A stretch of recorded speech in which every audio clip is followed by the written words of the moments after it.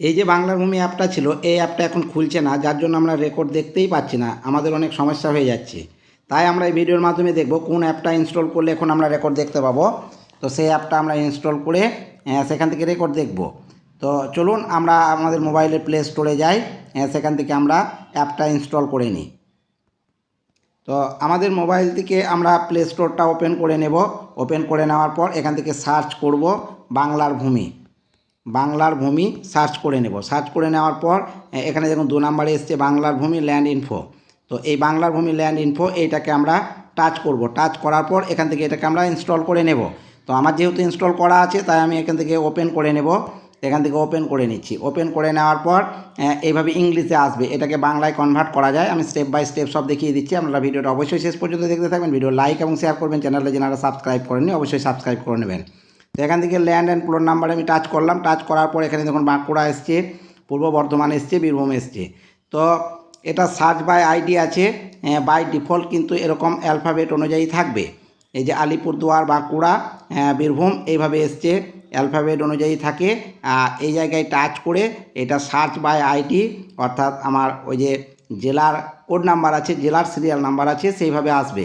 এই জায়গায় আমি বাঁকুড়া এলাম। বাঁকুড়াতে আসার পর যেমন বাঁকুড়া 1, বাঁকুড়া 2 ইত্যাদি আছে। আমি এখান থেকে বাঁকুড়া 1 দিলাম। দেওয়ার পর এখান থেকে যে কোনো একটা মৌজা আমি সিলেক্ট করব। এখানেও দেখুন অ্যালফাবেট অনুযায়ী এসছে, মৌজার নামগুলো অ্যালফাবেট অনুযায়ী এসছে। আমরা এই যে সার্চ বাই নেম আছে, এই জায়গায় একবার টাচ করে দেব, তাহলে সার্চ বাই আইডি হিসেবে আসবে, অর্থাৎ আমার জেল নাম্বার অনুযায়ী আসবে। 55 জেল, 56 জেল, এভাবে জেল নাম্বার অনুযায়ী আমরা পেয়ে যাব। আর যদি না পাই তবু এখান থেকে আমরা সার্চ করে নিতে পারি, যে কোনো মৌজার নাম দিয়ে সার্চ করে নিতে পারি জেল নাম্বার জানা না থাকলে। আমি একটা মৌজা সিলেক্ট করে দিলাম। দেওয়ার পর এই যে খতিয়ান নাম্বার লেখা আছে, উপরে নর্মাল থাকবে। এই খতিয়ান নাম্বার চেঞ্জ করে আমরা প্লট করে দেব। প্লট করে দেওয়ার পর এখান থেকে আমি যে কোনো একটা প্লট লিখে দিলাম। তারপর এই সার্চ অপশানে গিয়ে আমি টাচ করে দেবো। তো প্রথমবার টাচ করার পর এই যে আপনার এরকম আসবে। আমি যেহেতু এন্ট্রি করেছিলাম, আমার মোবাইল নাম্বারটা উপরে দেওয়া আছে, আর তার নিচে পাসওয়ার্ডটা দিতে হবে। অর্থাৎ আগের যে আইডি পাসওয়ার্ড ছিল, সেই আইডি পাসওয়ার্ডটা দিয়েই আপনারা ওপেন করবেন প্রথমবার। এবার ওপেন করতে হবে এরকমভাবে, তারপর কিন্তু আপনার অটোমেটিক হয়ে যাবে। তো আমি মোবাইল নাম্বার পাসওয়ার্ড দিয়ে দিয়েছি। দেওয়ার পর ইমেজ কোডটা আমরা লিখে দেব। যখনই আপনারা নতুন কোনো মৌজা খুলবেন তখনই এটা চাইবে। ওই মৌজাতে যদি বারবার আমি দেখি তাহলে কিন্তু এটা চাইবে না। তো এখান থেকে আমি ইমেজ কোডটা টাইপ করে দিই। এরপর আমরা কি করব, গেট ওটিপিতে টাচ করে দেব। গেট ওটিপি টাচ করে দেওয়ার পর একটা ওটিপি চলে আসবে। দেখুন আমার মোবাইলে একটা ওটিপি আসবে। ওটিপি আসার পর একইভাবে আমরা এটাকে অ্যালাউ করে দেব। অ্যালাউ করে দিলে আমার এটা ওপেন হয়ে যাবে। তো এখানে যে নর্মাল প্লট নাম্বার দিয়েছিলাম, তো দেখুন এই প্লট নাম্বার অনুযায়ী এটা আমার খুলে গিয়েছে। তো এখানে দেখুন নামটাও ইংরেজিতে এসছে।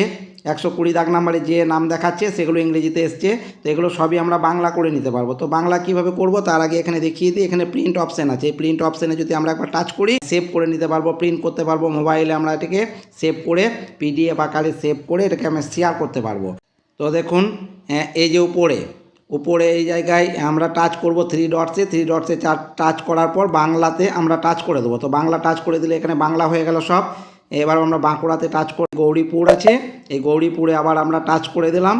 টাচ করে দেওয়ার পর এই প্লটের জায়গায় দাগ নাম্বারে যাব। দাগ নাম্বারে যাওয়ার পর এখান থেকে আমরা 120 দাগ নাম্বার আবার লিখে দেব।